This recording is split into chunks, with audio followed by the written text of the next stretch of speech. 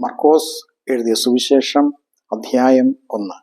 ദൈവപുത്രനായ യേശുക്രിസ്തുവിന്റെ സുവിശേഷത്തിന്റെ ആരംഭം. ഞാൻ നിനക്ക് മുമ്പായി എൻ്റെ ദൂതനെ അയക്കുന്നു. അവൻ നിന്റെ വഴി ഒരുക്കും.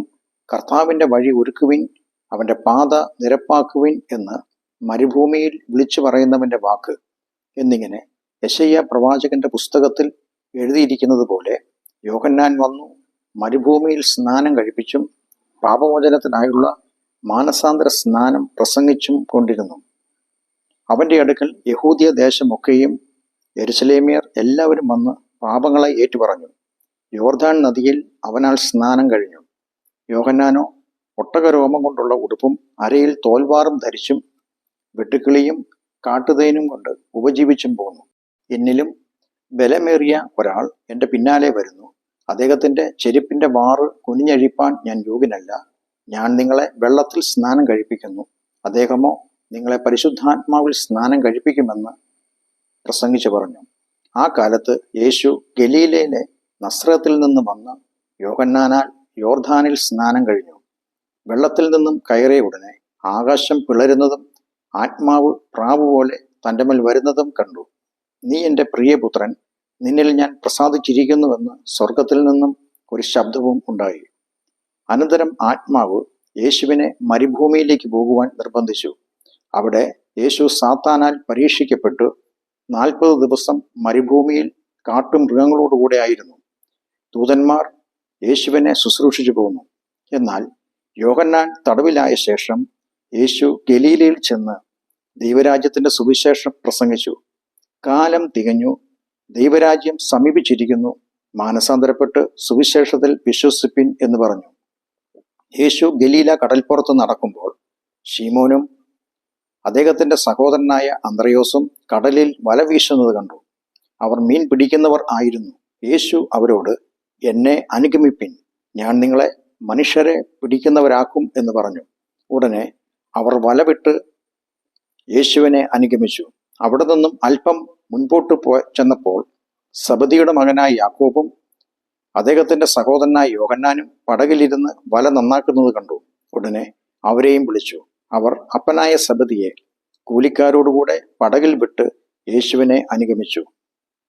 അവർ കഫർന്നഹൂമിലേക്ക് പോയി. ശബ്ബത്തിൽ യേശു പള്ളിയിൽ ചെന്ന് ഉപദേശിച്ചു. അദ്ദേഹത്തിന്റെ ഉപദേശത്തിങ്കൽ അവർ വിസ്മയിച്ചു.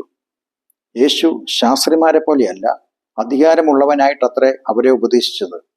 അവരുടെ പള്ളിയിൽ അശുദ്ധാത്മാവുള്ളൊരു മനുഷ്യൻ ഉണ്ടായിരുന്നു.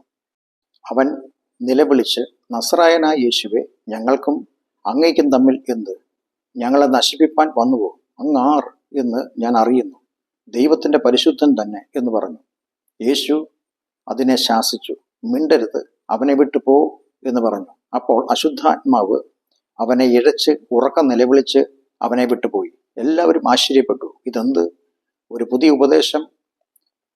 യേശു അധികാരത്തോടെ അശുദ്ധാത്മാക്കളോട് കൽപ്പിക്കുന്നു, അവ യേശുവിനെ അനുസരിക്കുകയും ചെയ്യുന്നു എന്ന് പറഞ്ഞു തമ്മിൽ വാദിച്ചു കൊണ്ടിരുന്നു.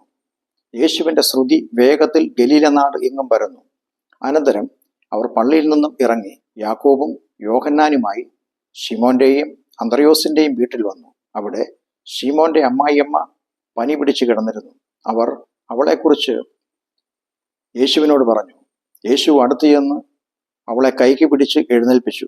പനി അവളെ വിട്ടുമാറി. അവൾ അവരെ ശുശ്രൂഷിച്ചു. വൈകുന്നേരം സൂര്യൻ അസ്തമിച്ച ശേഷം അവർ സകലവിധ ദീനക്കാരെയും ഭൂതഗ്രസ്തരെയും യേശുവിന്റെ അടുക്കൽ കൊണ്ടുവന്നു. പട്ടണമൊക്കെയും വാതിൽക്കൽ വന്നുകൂടിയിരുന്നു. നാനാവ്യാധികളാൽ വലഞ്ഞിരുന്ന അനേകരെ യേശു സൗഖ്യമാക്കി. അനേകം ഭൂതങ്ങളെയും പുറത്താക്കി. ഭൂതങ്ങൾ യേശുവിനെ അറിയുകൊണ്ട് സംസാരിപ്പാൻ അവയെ സമ്മതിച്ചില്ല. അതികാലത്ത് ഇരുട്ടോടെ യേശു എഴുന്നേറ്റ് പുറപ്പെട്ട് ഒരു നിർജ്ജന സ്ഥലത്ത് ചെന്ന് പ്രാർത്ഥിച്ചു. ശിമോനും കൂടെയുള്ളവരും യേശുവിന്റെ പിന്നാലെ ചെന്നു. അദ്ദേഹത്തെ കണ്ടപ്പോൾ എല്ലാവരും അങ്ങയെ അന്വേഷിക്കുന്നു എന്ന് പറഞ്ഞു. യേശു അവരോട്, ഞാൻ അടുത്ത ഊരുകളിലും പ്രസംഗിക്കേണ്ടതിന് നാം അവിടേക്ക് പോകാം, ഇതിനായിട്ടല്ലോ ഞാൻ പുറപ്പെട്ടു വന്നിരിക്കുന്നത് എന്ന് പറഞ്ഞു. അങ്ങനെ യേശു ഗലീലയിലൊക്കെയും അവരുടെ പള്ളികളിൽ ചെന്ന് പ്രസംഗിക്കുകയും ഭൂതങ്ങളെ പുറത്താക്കുകയും ചെയ്തു. ഒരു കുഷ്ഠരോഗി യേശുവിന്റെ അടുക്കൽ വന്ന് മുട്ടുകുത്തി, അങ്ങേക്ക് മനസ്സുണ്ടെങ്കിൽ എന്നെ ശുദ്ധമാക്കുവാൻ കഴിയുമെന്ന് അപേക്ഷിച്ചു. യേശു മനസ്സലിഞ്ഞു കൈനീട്ടി അവനെ തൊട്ടു. മനസ്സുണ്ട്, ശുദ്ധമാക എന്ന് പറഞ്ഞ ഉടനെ കുഷ്ഠം വിട്ടുമാറി അവന് ശുദ്ധി വന്നു. യേശു അവനെ അമർച്ചയായി ശാസിച്ചു, നോക്കൂ, ആരോടും ഒന്നും പറയരുത്. എന്നാൽ ചെന്ന് പുരോഹിതന് നിന്നെ തന്നെ കാണിച്ച് നിന്റെ ശുദ്ധീകരണത്തിന് വേണ്ടി മോശ കൽപ്പിച്ചത് അവർക്ക് സാക്ഷ്യത്തിനായി അർപ്പിക്കുക എന്ന് പറഞ്ഞ് അവനെ വിട്ടയച്ചു. അവനോ പുറപ്പെട്ട് വളരെ ഘോഷിപ്പാനും വസ്തുത പ്രസംഗിപ്പാനും തുടങ്ങി. അതിനാൽ യേശുവിന് പരസ്യമായി പട്ടണത്തിൽ കടപ്പാൻ കഴിയായ്ക കൊണ്ട് യേശു പുറത്ത് നിർജ്ജന സ്ഥലങ്ങളിൽ പാർത്തു. എല്ലായിടത്തു നിന്നും ആളുകൾ യേശുവിൻ്റെ അടുക്കൽ വന്നുകൂടി.